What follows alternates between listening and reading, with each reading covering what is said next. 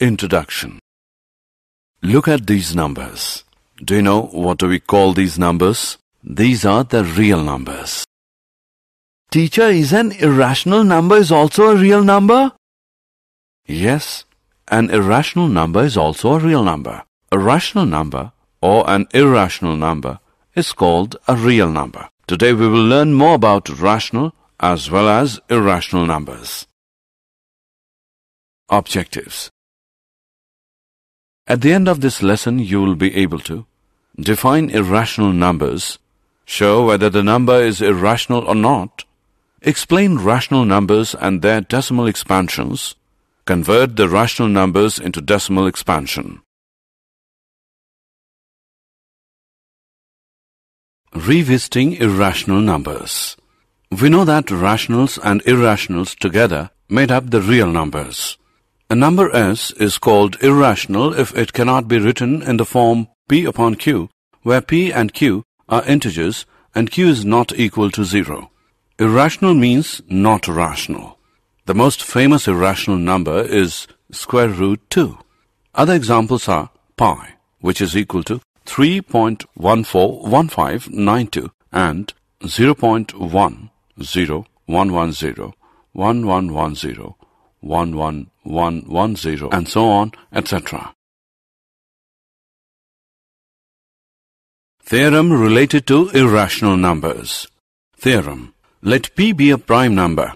If P divides A square, then P divides A, where A is positive integer. Let us prove this theorem.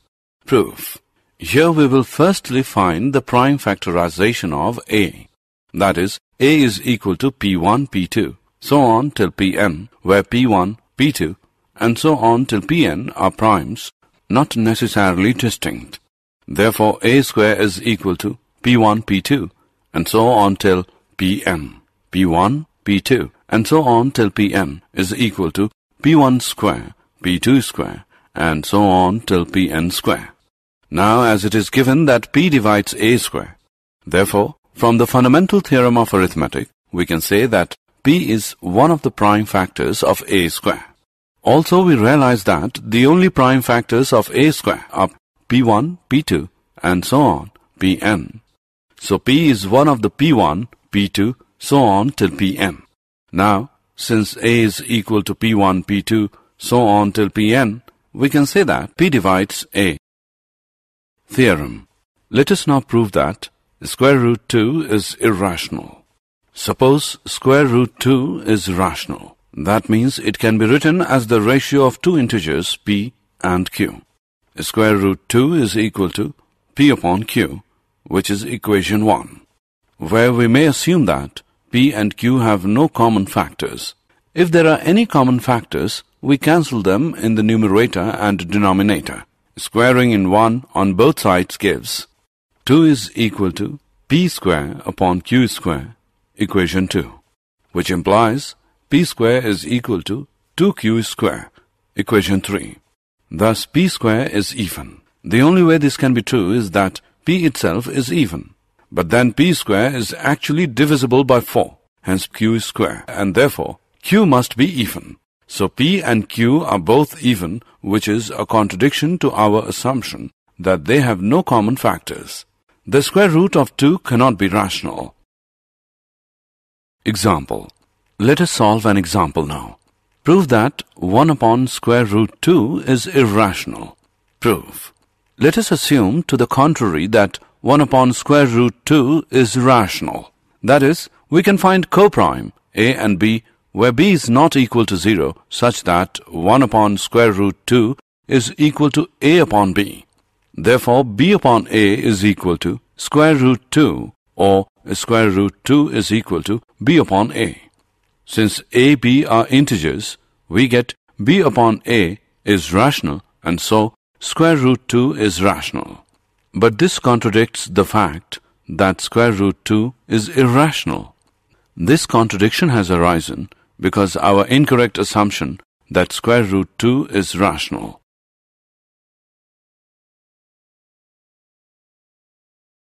Example. Prove that 7 square root 5 is irrational.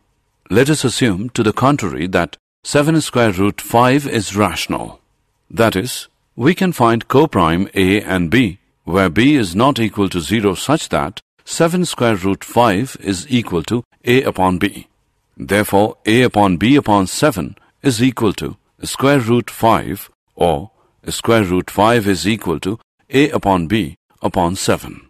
Since A, B are integers, we get A upon B upon 7 is rational, and so square root 5 is rational.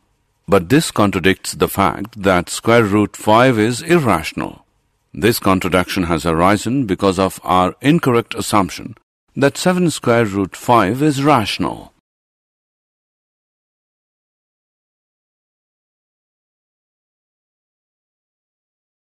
Revisiting rational numbers and their decimal expansions.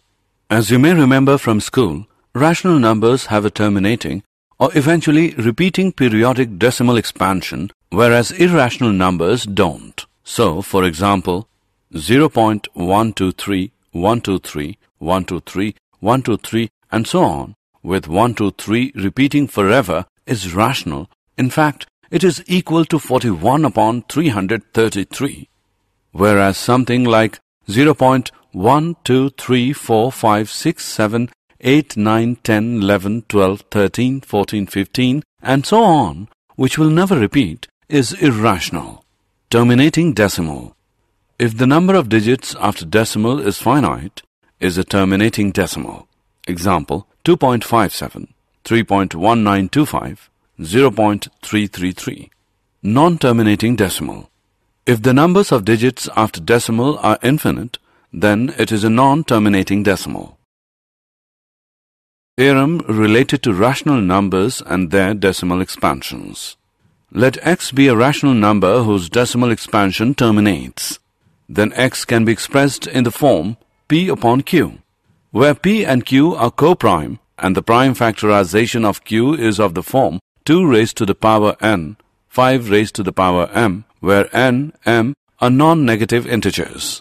For example, 0.1837 can also be written as, we know that the rational number p upon q can be converted into decimal representation by using long division method by dividing p by q. Look at this example now. Here we can see that a rational number of the form p upon q, where q is of the form 2 raised to the power n, 5 raised to the power m, is converted to an equivalent rational number of the form a upon b, where b is a power of 10. The decimal expansion of such a rational number terminates. One more thing to note is that a terminating decimal can also be thought of as being followed by an infinite sequence of zeros. So in this sense, even terminating decimals are actually periodic.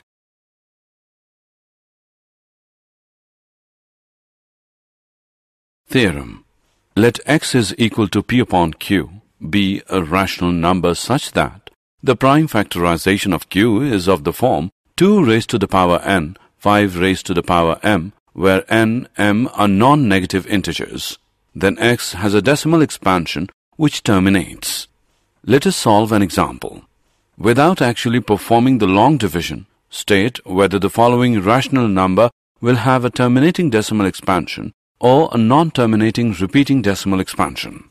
13 upon 3125.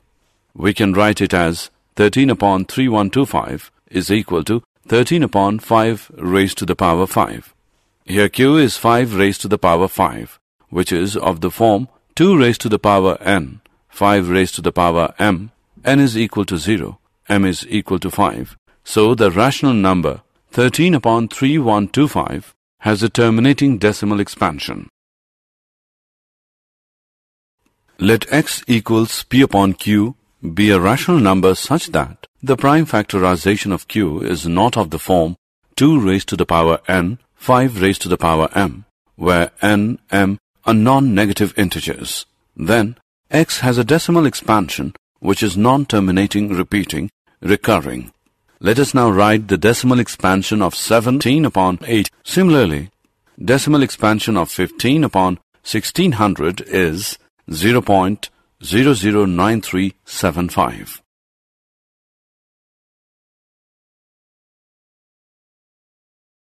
Did you know?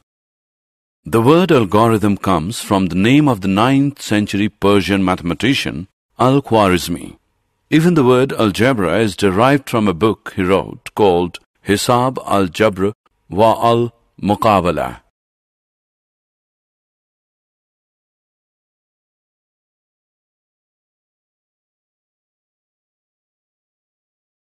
Summary. Let us summarize what we have learned.